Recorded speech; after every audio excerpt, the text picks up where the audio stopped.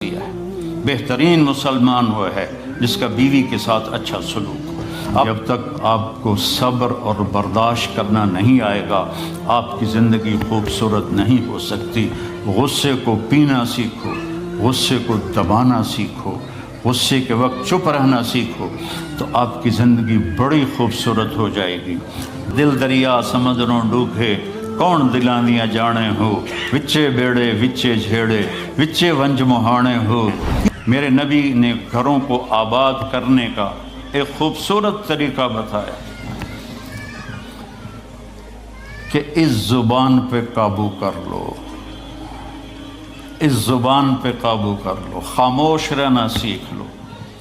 غصے کے بیوی کو غصہ چڑھ جائے تو خاوند چپ کر جائے، خاوند کو غصہ چڑھے تو بیوی چپ کر جائے، تو آپ کا گھر خوبصورت رہے گا۔ اگر دونوں ہی آگ لگ گئی